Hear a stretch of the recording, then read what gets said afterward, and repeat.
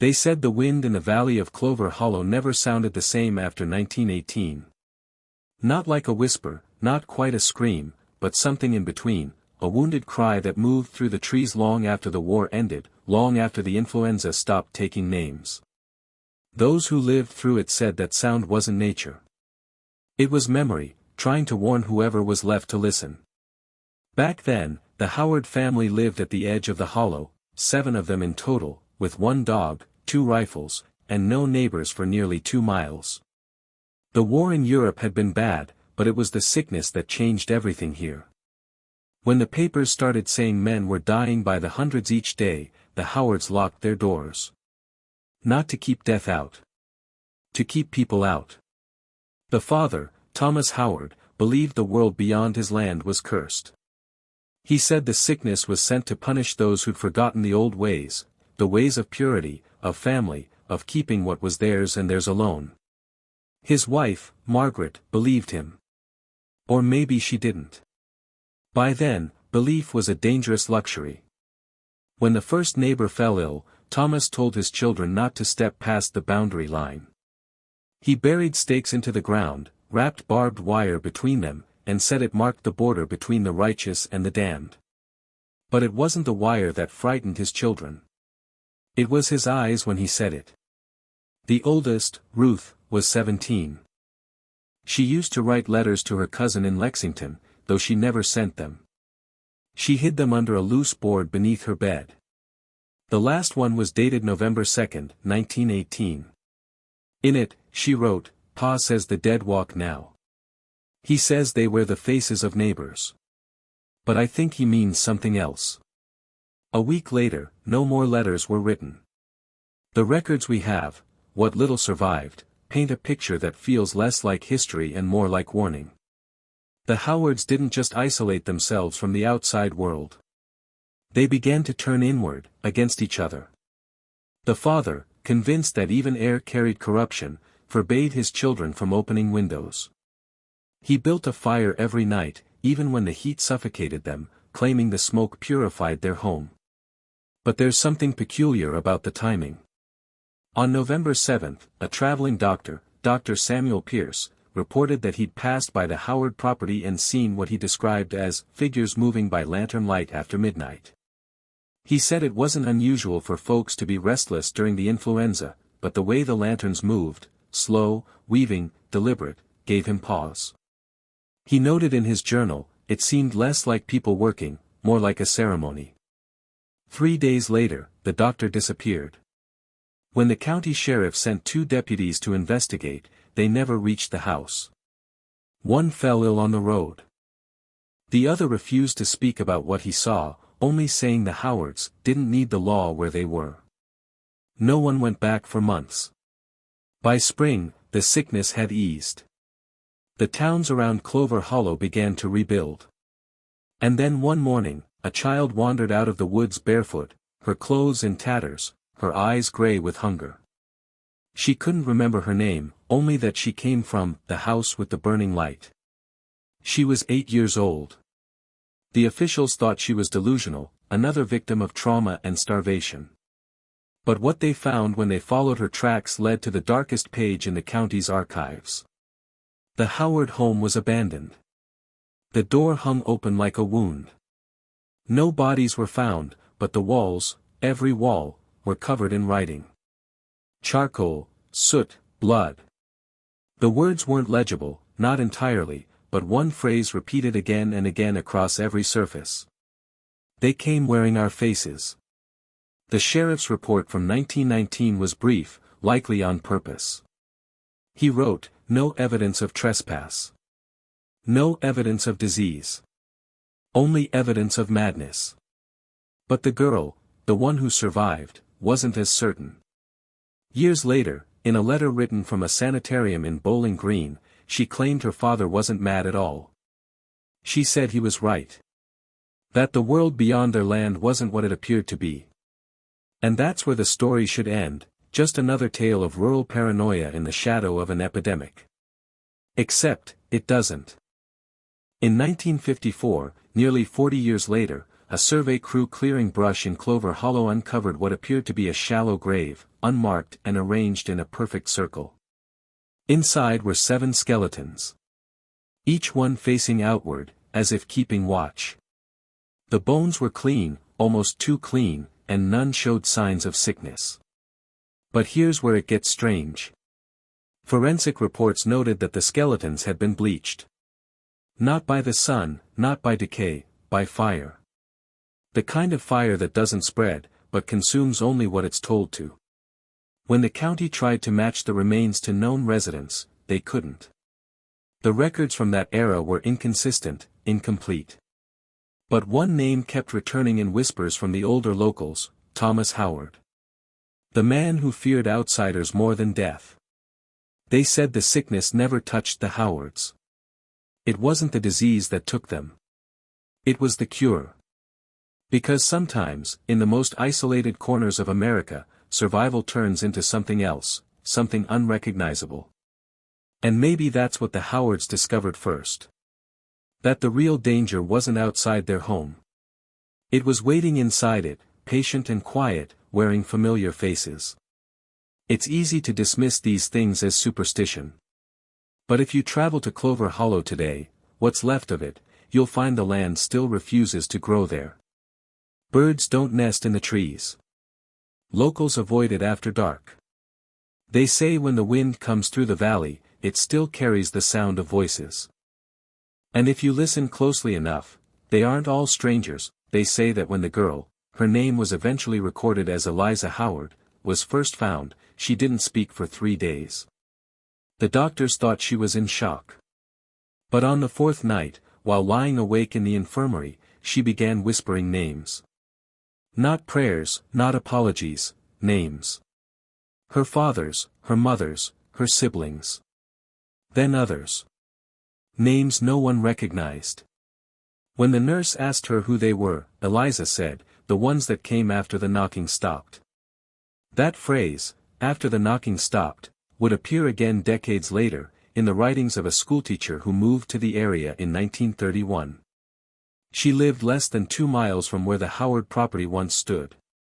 In her private diary, she wrote that the nights were too still, too hollow, and that every so often, she'd wake to hear what sounded like knocking in the distance, steady, rhythmic, almost human.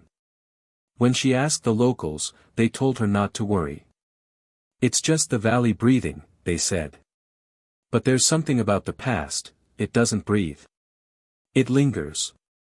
And when something lingers long enough, it starts to take shape again. The Howards, by every measurable record, vanished. But their legend didn't. In the 1960s, local children dared each other to spend nights at the ruins.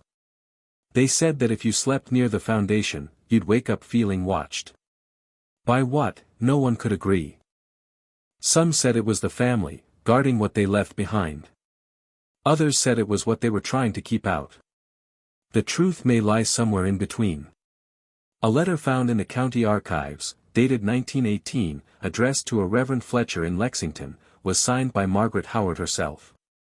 It was never sent, but the words still exist.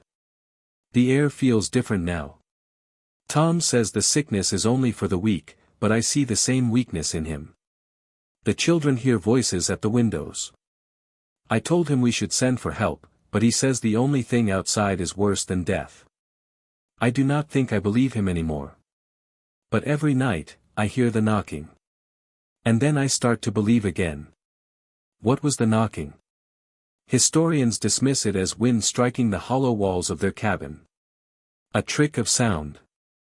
Others, the ones who still hold the old superstitions, say the Howards were hearing something else, the echo of those who'd already passed. The influenza claimed so many lives that winter that people were buried in haste, sometimes before their families even knew they were gone. Some claimed the dead came back looking for warmth, or recognition, or home. And for a man like Thomas Howard, who believed purity was the only protection left, even the faintest suggestion of the outside world must have felt like an invasion. So he did what so many men in isolation do, he built his own world. In that world, every noise was a threat. Every stranger was a curse. Every face, even those of his children, became suspect. And by the time the sickness passed, it didn't matter that the world outside was healing. Inside that house, something far worse had taken root. The sheriff's records from 1919 describe what was found in chilling detail. Though the bodies were gone, the hearth still smoldered. The ashes were thick with something that wasn't wood. Among them, a small iron key, warped from heat. Etched into its side was the word, keep. Keep safe. Keep inside. Keep the world away. No one knows where the key went after that. It was logged as evidence, but the inventory sheets vanish after 1921. The deputy who filed them died of unknown causes the same year. His family refused to bury him in the churchyard, saying he'd brought something back from the hollow. People laugh at that kind of talk now. But the fear of the outsider, of contamination, corruption, invasion, it never really left. It just changed its shape. You see it in every generation, in every wave of panic. Only the names change. If you're still watching, you're already braver than most. Tell us in the comments, what would you have done if this was your bloodline? Would you have locked the door, or opened it? Because that's what makes the Howard story so haunting. There's no proof of murder, no proof of cult activity, no tangible evidence of anything beyond madness. And yet, every record surrounding them ends the same way, with missing pages, missing people, missing time. In 1972, a researcher named Harold Drayton tried to piece together the full genealogy of the Howard family. His work never reached publication. His notes, however, remain. They describe a discovery he made while reviewing parish records from before the war. It turns out, Thomas Howard wasn't born in Kentucky at all. He was born in Illinois, to a different Howard family entirely, one that disappeared during the smallpox outbreak of 1882. Their farm had burned to the ground, taking all but one child. That child's name was Thomas. Drayton wrote that the handwriting in Thomas's later letters matched those found in the Illinois archives, letters written by his father, who'd also feared the sickness brought by outsiders. Almost word for word, the same phrasing would appear 30 years later in Clover Hollow. As if history wasn't repeating, but continuing. That's the part Drayton never resolved. His last entry, dated August 14, 1973, reads simply, "It doesn't stop. It just finds new faces."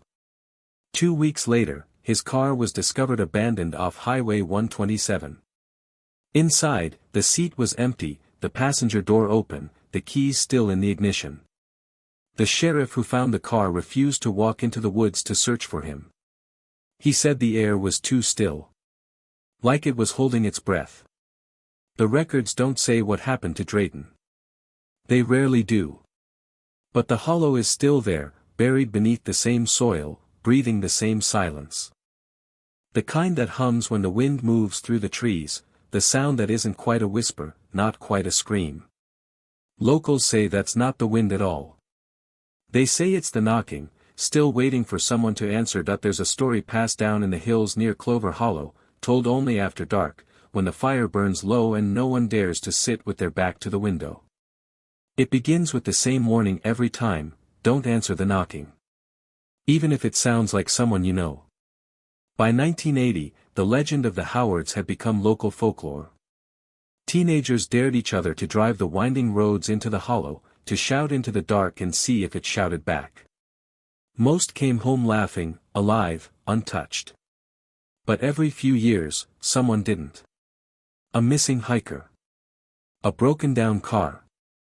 Always near the same bend in the road, where the trees lean in too close, and the air feels wrong. A man named Carter Blake, an amateur historian from Bowling Green, spent 3 summers documenting those disappearances.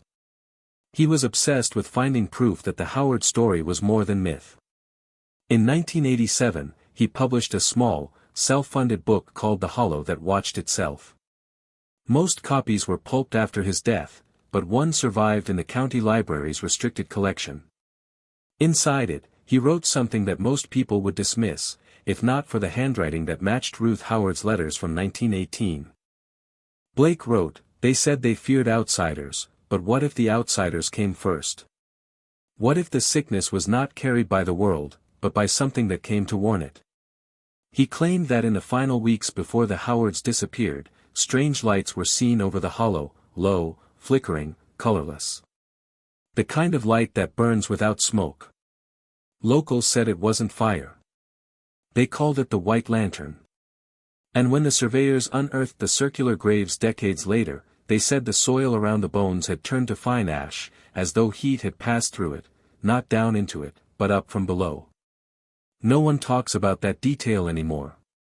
The idea of infection, of something that could move between bodies, between generations, terrified people then, and it still does now. We like to think that fear was born from ignorance, but maybe ignorance was protection. Because the Howards weren't the only ones who believed that faces could lie. In rural America, during the worst years of the influenza, stories began to circulate about the lookers, figures seen walking just before entire families fell ill. Always resembling someone familiar. Always too calm, too quiet. The idea wasn't unique to Kentucky. You'll find it whispered across the Midwest, in parts of Appalachia, even as far north as Ohio. Every region gave it a name. Every family had a version. And yet, in every account, the rule was the same. Don't open the door. Thomas Howard, in his isolation, may have believed he was fighting sickness. But what if the sickness was only the symptom? What if what he feared wasn't disease, but imitation? Eliza Howard, the girl who survived, once told an interviewer in 1938, it wasn't Pa that lost his mind. It was the world. It stopped being what it said it was. She died 3 months later in her sleep, her room locked from the inside. On her nightstand, police found a scrap of paper. On it, the same words written on the walls of her childhood home, "They came wearing our faces." After her death, the old Howard property was finally cleared. The county wanted to build a new road, one that would pass directly through Clover Hollow. But every machine that entered the site, every engine, every blade, broke down. Within a week, the project was abandoned. The records show no official reason. Just one handwritten note at the bottom of a typed report, "Ground refuses." Maybe the soil remembers. Maybe the past doesn't rest until it's understood. There's an unsettling thought buried inside all of this, that the Howards might not have been victims, but witnesses. That they saw something they weren't meant to survive long enough to describe. And in trying to protect themselves, they only repeated the very thing they feared most. It's the same paradox that runs through every dark corner of American history: the deeper the isolation, the more the fear grows, and the more the fear grows, the less human we become. The hollow didn't kill them. It changed them. And maybe that's what Thomas Howard meant when he told his children that the outside world was cursed. Maybe he wasn't talking about people. Maybe he was talking about the land itself. Because the truth is, something happened in Clover Hollow that winter. Something that left the world quieter, emptier, a little less certain of itself. And the land has never forgotten it.